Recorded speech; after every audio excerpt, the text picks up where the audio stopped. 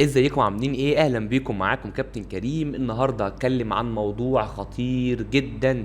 ركزوا معايا. كل الناس اتفقت، ومعنى ان انا بقول كل الناس اعرف ان 90% من الناس متفقين على اللي انا هقوله النهارده. اتفقوا على ايه بقى؟ ان الواحدة الحامل ما ينفعش تعمل دايت. ليه؟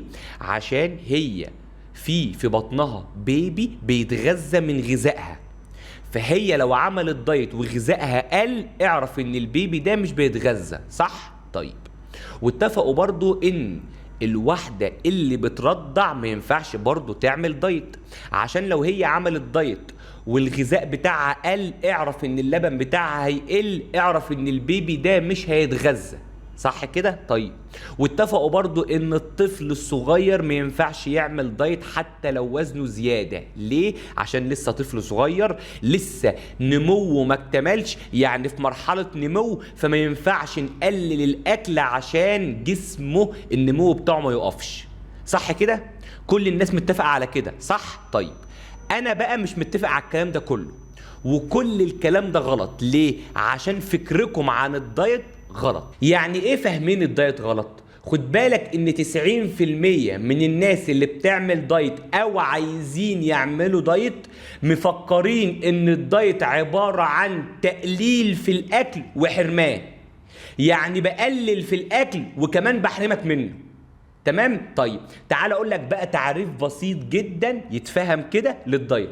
الدايت عبارة عن نظام اكل صحي. يعني ايه اكل صحي؟ يعني اكل ربنا خلقه لك، يعني اكل الانسان ما لعبش فيه، طالع بصورته الطبيعية، حضرتك بتاكله بصورته الطبيعية، ده اكل صحي. طيب يبقى نظام اكل صحي يتم فيه حرمانك.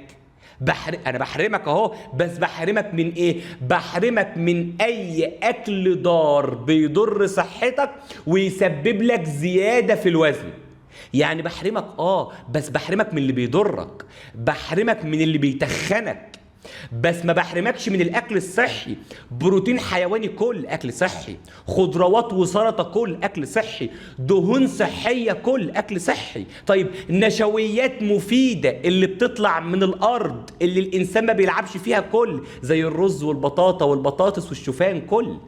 طيب بحرمك من ايه؟ بحرمك من السكر، جسمك ما بيحبوش، ده وحش غلط. طيب بحرمك من المكرونه والعيش والرده والحاجات دي غلط. يبقى انا وبحرمك من الزيوت المهدرجه. الزيوت المهدرجه دي بتجيب لك سرطانات، يعني بتضر صحتك، وفي نفس الوقت بتتحوش في جسمك جدهون، يعني بتزود جسمك. فهمتوا الدايت يعني ايه؟ اسمع اللي انا هقوله ده وحطه في مخك كده وفكر فيه مع نفسك. التخن يعني الزياده في الوزن ملهوش علاقه بصحتك. يعني اوعى تفكر ان اي شخص تخين يبقى صحته حلوه. حلو كده؟ بالعكس، اي شخص تخين يعني وزنه زايد اعرف ان مناعته قليله، اعرف ان صحته متدمره. فهمت الحته دي؟ طيب ايه اللي يدل ان كلامي صح؟ ركز معايا. عندنا في مصر الست اول ما تعرف ان هي حامل يبدأ الدكتور يقول لها لازم تتغذي كويس، فتبدأ تاكل الأخضر واليابس. حلو كده؟ حلو. وزنها بيعدي 100 كيلو. عارف بعد ما بتخلف، يعني بعد ما بتولد، ابنها بيخش حضانة. عارف ليه؟ عشان تعبان، ما بيتغذاش أصلا. هي أصلا ما كانتش بتغذيه، هي كانت بتاكل اكل بيتخنها بس ما بيغذيش. يعني السكر مفيش فيه معادن ولا فيتامينات، المكرونه مفيش فيها معادن ولا فيتامينات، الاكل الوحش المضر كانت بتاكله فبيتخنها، بس طفلها ما بيتغذاش. طيب سيبك من دي، الواحده عندنا اللي بترضع، الست دي الدكتور يقول لها لازم تتغذى كويس عشان ابنك يلاقي لبن عشان يتغذى. تلاقيها وزنها معدي ال 120 كيلو وما بتنزلش لبن، بتنزل ميه. الله، امال الوزن ده كله ايه؟ الوزن ده كله عباره عن تغذيه غلط. بس الاكل الغلط ده ما بيغذيش جسمها ولا بيكتر اللبن عندها. يعني اللبن بينزل ميه، يعني مفيش لبن، بتاكل سكريات، بتاكل مكرونه، بتاكل عيش، بتاكل الكلام ده كله بيزودها في الوزن، بس صحتها من جوه متدمره، مفيش صحه، مناعتها واقعه. اعرف ان مادام مناعتها واقعه ان طفلها مناعته وقعت. طول ما الام صحتها وحشه اعرف ان الطفل صحته وحشه. طول ما الام بتتغذى غلط اعرف ان الطفل ما بيتغذاش اصلا. اتفهمت الجزئيه دي؟ طب تعالى بقى للناس بتوع بلاد بره اللي احنا بنتريق عليهم دول. انا اصلا واحد من الناس اهو، بمرن الناس في امريكا، بمرن الناس في المانيا. اقسم بالله في الشهر الثامن بتبعت لي مسج تقول لي انا نازله الجيم، قول لي اتمرن ايه؟ في الشهر الثامن، يعني خلاص دي بتولد نازله تتمرن، تبص على جسمها تلاقيها عامله كده مفيش غير بطن اللي فيها البيبي. طيب دي بقى لو عندنا في مصر كنا هنقول عليها ايه؟ هفتانه، ما بتاكلش، ما بتغذيش الطفل، صح؟ لا بالعكس، الست دي بتاكل احسن اكل، بتاكل بروتين حيواني طفلها بيتغذى صح، بتاكل خضروات طفلها بيتغذى صح، بتاكل دهون صحيه طفلها بيتغذى صح، بتاكل نشويات صحيه جسمها بيتغذى صح. طيب الاكل ده ما بيتخنش، يبقى جسمها شكله حلو، ما بتتخنش، بس طفلها بيتغذى صح. تلاقي طفلها بينزل وهي قاعده جنب، يعني هي قاعده على السرير كده، تاني يوم تصحى تلاقي طفلها جنبها زي الفل. احنا بنروح مستشفى ونقعد في المستشفى يومين، وابني يخش حضانه لمده اسبوع، كل ده وتلاقيها وزنها 120 كيلو. يبقى لازم نفهم الجزئيه دي، ان التخن الزياده، يعني لما تلاقي واحده وزنها زياده اعرف على طول دايركت وانت مغمض ان ابنها ما بيتغذاش. اوعى تفكر ان التخن ده صحه. احنا زمان كنا بنقول كده، لما تلاقي طفلك الصغير تخين وتلاقيه مش قادر يجري مع اصحابه وتلاقيه مش قادر يطلع السلم، اعرفي ان ابنك صحته متدمره. اوعي تفكري تاكليه اي حاجه وتقولوا كل يا حبيبي كل عشان وشك يرد. لا، هي السكريات هتخلي وشه يرد في ايه؟ هي السكريات فيها فيتامينات. طيب المكرونه فيها فيتامينات، الزيوت المهدرجه دي، البرجر اللي بيتاكل من بره والحاجات اللي من بره دي فيها فيتامينات.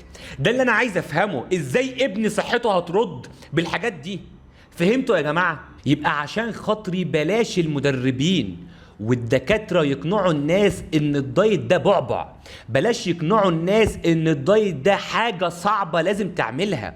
اسهل مما يمكن الدايت. انا بقول لك كل حاجات صحيه تفيدك. طيب عايز تاكل كام وجبه؟ كل 3، كل 4، كل 5. طول ما انت بتاكل، بس بتاكل اكل صحي، استحاله وزنك يزيد، استحاله مناعتك تضعف، استحاله انت يجيلك في يوم من الايام تعب ينيمك على السرير. خد بالك الاكل الصحي ده اسلوبنا الحياه العادي جدا، بس احنا اللي خليناه اسلوب علاجي. يعني من الاخر انا قصدي ان كل واحده حامل او بترضع او طفلها الصغير عنده زياده في الوزن لازم تعمل دايت. دايت ده يعني ايه؟ دايت ده يعني اكل صحي، تاكل على مدار اليوم اكل صحي. عايزه تاكل 3 وجبات كلي، عايزه تاكلي 4 وجبات كلي، عايزه تاكلي 5 وجبات كلي، عادي مش هتتخني. طول ما ال5 وجبات نظام اكل صحي، يعني بتغذي نفسك وجسمك بيستفاد وطفلك بيستفاد، اعرفي ان استحاله وزنك يزيد. فهمنا الجزئيه دي؟ يعني اعملي نظام صحي، بلاش كلمه دايت. كلمه دايت تقيله على قلب الناس، لا انا عايزك تعملي نظام صحي. طيب انا جالي ناس في الكومنتات قالت لي طيب يا كوتش انا برضع، ينفع اعمل نظام الأماد؟ الأماد ده اللي هو نظام الوجبه الواحده. لا ما ينفعش. ليه؟ حضرتك سواء حامل او بترضعي او عند او الطفل ذات نفسه هو اللي بيعمل النظام ده، ما ينفعش. ليه؟ عشان بتفضلي صايمه يجي 20 ساعه، 20 ساعة وتاكلي وجبة واحدة، يبقى انت كده بتحاولي تخسي بس مش بتحاولي تتغذي، يبقى ما ينفعش معاك الأماد. طيب الصيام المتقطع، الصيام المتقطع نظام جميل جدا في نزول الوزن، الصيام المتقطع نظام صحي جدا جدا جدا بس لأي شخص عادي. طيب لو انت بترضعي او حامل ما ينفعش. ليه؟ عشان حضرتك محتاجة تتغذي كل 3 ساعات، ما ينفعش تفضلي صايمه 16 ساعه متواصل، عندك بيبي في بطنك محتاج يتغذى.